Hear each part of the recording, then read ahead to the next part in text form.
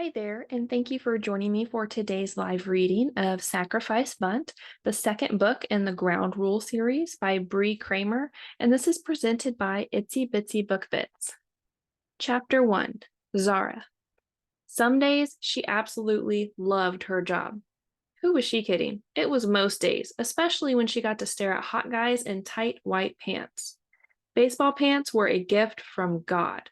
A God who definitely liked men, because only a person who liked men understood that those white pants on a firm ass were 100% sexy. As a sports agent, she saw men and women dressed in every type of uniform imaginable: tennis skirts or tight shorts, baggy basketball or soccer shorts, football pants, and anything and everything else in between.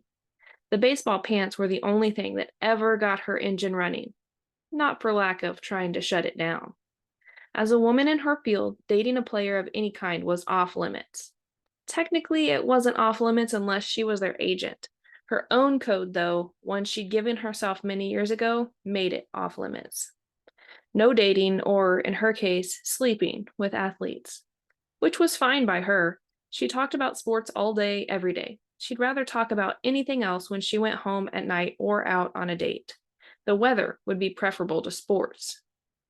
That didn't mean she couldn't admire their asses in those white fucking pants. She'd just gotten to the stadium in Arizona, where she stood on the side and watched both Arizona and Los Angeles take batting practice. She represented several guys on both teams, which was why she'd flown out to watch the game in person. It also helped that one of her best friends lived in Arizona and was married to a client. She hadn't seen Celia in person in months and was really looking forward to spending some time with her face to face. Calls and video chats were great, but nothing was better than in-person conversations. Celia had married Kyle Delaney at the start of spring training, and she and her daughter Jasmine had left Valley Falls to be with Kyle in Arizona. Zara was happy for her friend, but she missed her dearly. She'd taken Kyle on as a client before he and Celia gotten together, but now it was even better because she could see her friend whenever she met with Kyle. Killing two birds and all that. Zara! She heard her name being called, and when she looked around, found Heath Bailey coming toward her. Heath was not only her client, but her friend. He also happened to be her best friend, Hannah's brother. She and Heath had been close since they met all those years ago while she'd been in college, and now they were even closer. Not in a romantic way. Yuck. They were friends. Only friends. Bailey, aren't you supposed to be warming up on the field?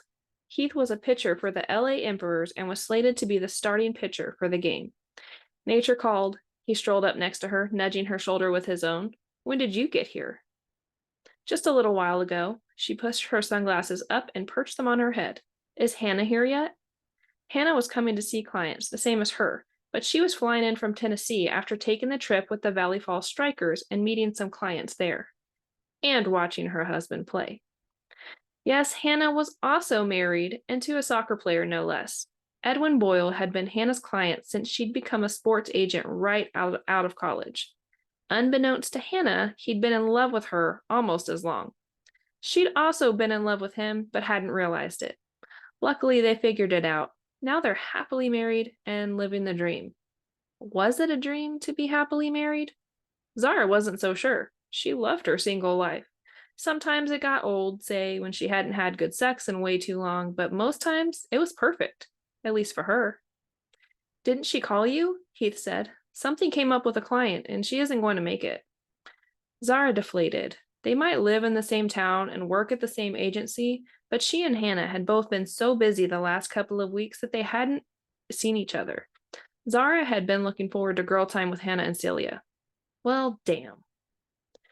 I better get back out there. Heath jogged back out to the field, leaving her alone to be annoyed that Hannah wasn't coming. She reached for her phone, planning to give her friend hell, but it rang as soon as she touched it. Hannah was calling. It was like she sensed Zara's annoyance. She swiped the screen before placing the phone by her ear. This client emergency better not be you and Edwin locked in a hotel room. While that sounds like a really great reason to stand you up, you and I both know I would never do that. Zara did know that. Hannah may love Edwin more than anything, but she'd never jeopardize her career. Hell, that was one of the reasons she and Edwin almost hadn't made it. I know. What's going on? Zara slid her sunglasses back on her face and stepped back so she could talk privately without being overheard. Just some bullshit with a few sponsors who like to make my life hell. Been there. Can I help? Not with this, but I do need a huge favor from you. Zara's stomach turned. She had no idea what the favor was, but something inside her told her she was not going to like it. Why do I feel like you're about to ask me for a kidney?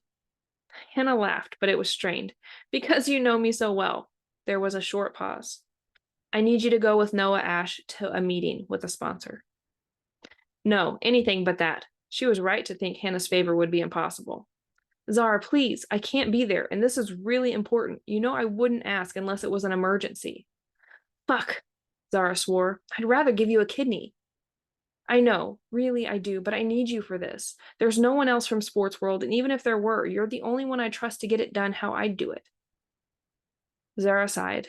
I hate you. You know that, right? I do, and I'll owe you forever for this. Don't think I won't collect.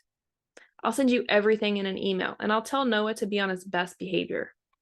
Like that'll help, she said under her breath. The man was her arch nemesis, and she wasn't even sure he knew it. It was almost as if he didn't remember her at all, which made it that much more frustrating when she thought about the night that they met more than she should. Not for any reason she could figure out, other than it was the most embarrassing moment of her life. After hanging up with Hannah, she tried to put thoughts of Noah and that night out of her head. It was years ago, and if he didn't remember it, she should let it go. Easier said than done. That night was cemented in her brain forever. She'd had plans with a guy she'd gone out with the night before, Aiden, only when she'd shown up at his place, he wasn't home. He texted that he was running late and to just use the key under the mat. Zara decided what better way to greet him than to be naked and ready when he walked in. Only it wasn't Aiden who walked through the door. It was Noah.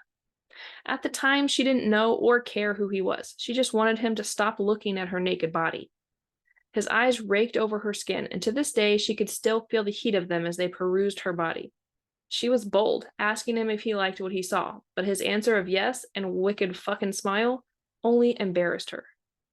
She did not get embarrassed about sex. She was open with what she liked and did and never cared about what others thought of her. Something about Noah and the way he looked at her made her shy. Before she could grab anything to cover up her naked body, the fire alarm went off. The fucking fire alarm. This is where the story went from bad to worse. She wasn't overly concerned, but the look on Noah's face was one of complete panic and fear. He was screaming at her to leave, and when she didn't move fast enough, he threw her over his shoulder and ran out of the apartment, and eventually out of the building, with her still completely naked. Her bare ass was on display for the whole world to see. Okay, maybe not the whole world, but everyone who'd run out of the building and all the people outside watching. When she finally got her first good look at the building, she was thankful he'd made her leave as quickly as he had because the whole thing seemed to be on fire.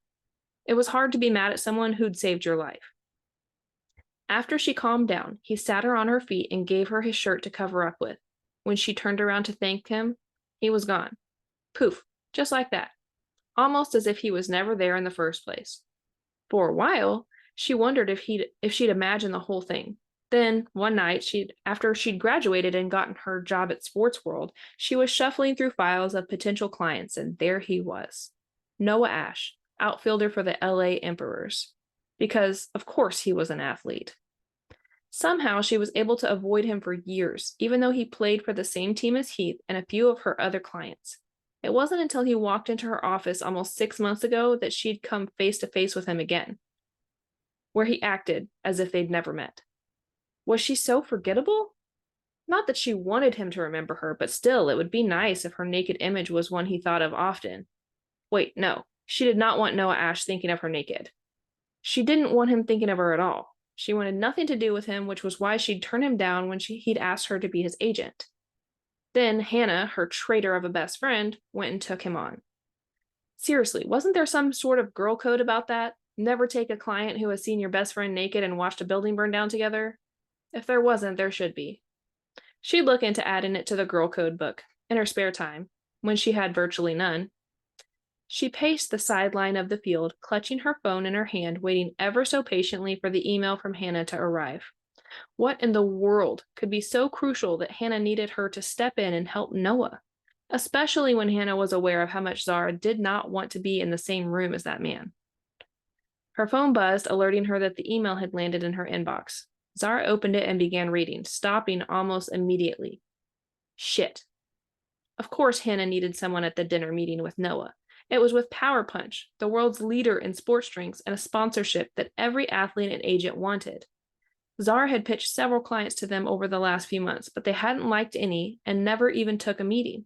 The fact that they were meeting with Noah was a pretty big deal. She was shocked that Hannah wasn't dropping everything to make this meeting.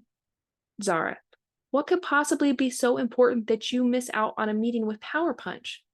Hannah, it's not something I can talk about yet, but when I can, you'll be the first to know.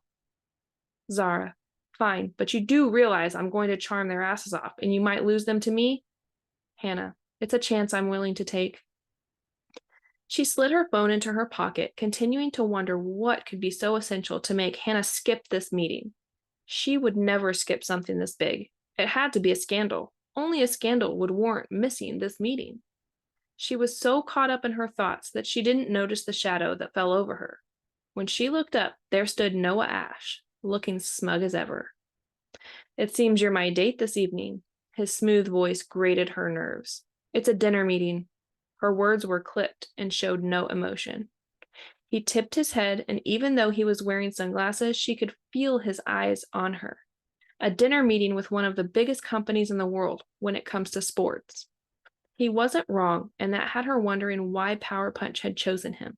How had Hannah sold them on Noah?